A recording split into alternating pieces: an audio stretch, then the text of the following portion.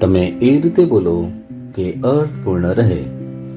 બીજો દિવસ, વિશ્વાસ ઘોષણા. હું જાહેર કરું છું કે હું પ્રભુની વફાદારીનો અનુભવ કરું છું. મને ચિંતા નથી, મને શંકા નથી. હું તેમનામાં મારો વિશ્વાસ રાખું છું, એ જાણીને કે પ્રભુ મને ક્યારેય નિષ્ફળ કરતા નથી. ઈશ્વરે મારા હૃદયમાં મૂકેલા દરેક વચનને હું જન્મ આપું છું અને ઈશ્વરે મને બનાવવા માટે સર્જ્યો છે તે બધું હું છું. આ મારી ઘોષણા છે. દૈવી સ્વાસ્થ્ય કબૂલાત. મારો પ્રભુમાં જન્મ થયો છે. હું તેમનો જ છું અને મારું મૂળ તેમનામાંથી છે. તેથી હું ઈસુના લોહી દ્વારા અને મારા મુખના શબ્દ દ્વારા દુનિયા પર કાબુ મેળવું છું. હું શૈતાન અને અંધકારના દરેક ક્ષેત્રને દૂર કરું છું, કારણ કે દુનિયામાં જે મારામાં છે તેના કરતાં તે મહાન છે. હું ઈસુના નામમાં માંદગી અથવા શૈતાનની કોઈ પણ વ્યૂહરચનાથી ડરવાનો ઇનકાર કરું છું. આમેન. હું જે પણ ઈસુના નામ પર બોલું તે થશે જ.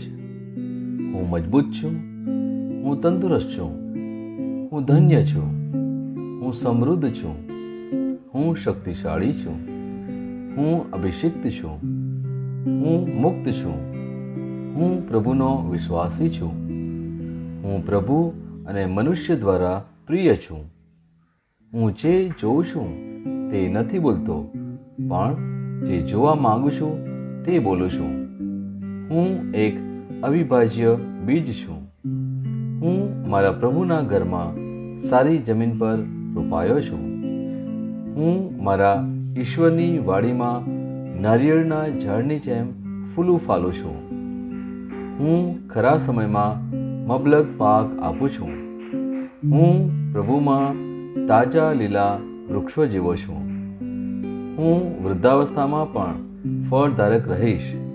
મારા પાન કદી નહીં કરમાય. હું જે પણ પ્રભુ ઈસુના નામમાં કામ કરીશ તેમાં સફળ થઈશ. ઈસુના નામમાં વસ્તુઓ હંમેશા મારા માટે કામ કરી રહી છે. હું ખ્રિસ્ત ઈસુમાં દરેક આત્મિક આશીર્વાદ મેળવનાર છું. હું મારા મનને ખ્રિસ્તના મન જેવું સંપૂર્ણ થવાનું કહું છું અને તેને નિર્દેશ આપું છું કે તે પ્રભુના વચનો દ્વારા ચાલે. હું મારા રજ્જુ અને ચેતાને જીવનની વાત કરું છું. હું મારા સ્નાયુઓ અને અસ્થિબંધન માટે તાકાત બોલું છું. હું મારા હૃદય સાથે જીવન શક્તિની વાત કરું છું. હું સામાન્ય શ્વાસની પ્રક્રિયા જાળવવા માટે મારા ફેફસા અને પેશીઓ સાથે વાત કરું છું. હું મારી કિડની, યકૃત અને સ્વાદુપિંડને સંપૂર્ણ સ્વાસ્થ્ય અર્પું છું. મારા લોહીના દરેક કોષમાં જીવન છે. મારા હાડકાં, સાંધા અને નાજુક અસ્થિઓ ગોઠવાયેલા, મજબૂત અને મક્કમ છે. મારી આંગળીઓ ઉત્તમ રીતે કાર્ય કરે છે. મારી આંખોનું તેજ સારું છે.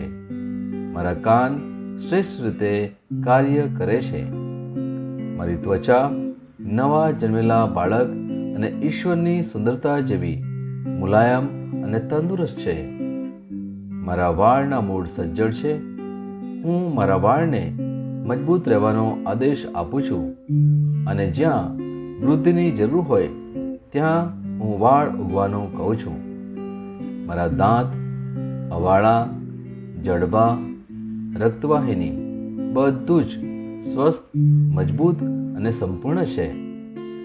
મારા બધા હોર્મોન્સ અને ન્યુરોકેમિકલ ટ્રાન્સમીટર એકબીજા સાથે સંપૂર્ણ સુમેળમાં છે અને તેમના કાર્યોને સામાન્ય રીતે ચલાવી રહ્યા છે. મારું પાચન તંત્ર તંદુરસ્ત છે. તમામ ખોરાકને પચાવવા સક્ષમ છે. મેં તમામ પ્રકારના વ્યસનો એટલે કે આલ્કોહોલ, નિકોટિન, ડ્રગ્સ, ખાવાનું પીવાનું, ટેકનોલોજી, મીડિયા, વિલંબ, ગપસપ, આળસુ, અતિશય બળજબરીપૂર્વકની ખરીદીઓ અને પ્રભુની આજ્ઞામાં તમામ પ્રકારના ભોગવિલાસ લીધા. જેમ ઈસુ છે તેમ હું પણ છું. મારી પ્રજનન પ્રણાલી પૂરતી માત્રામાં અને સારી ગતિશીલતા દ્વારા શુક્રાણુઓનું ઉત્પાદન અને જમા કરી રહી છે.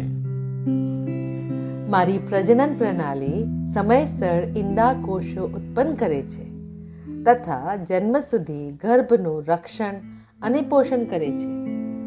મારા અંગની દરેક પેશીઓ સંપૂર્ણ રીતે કાર્ય કરે છે અને હું મારા શરીરમાં કોઈ પણ ખામી કે ખોળખાપણને નકારું છું.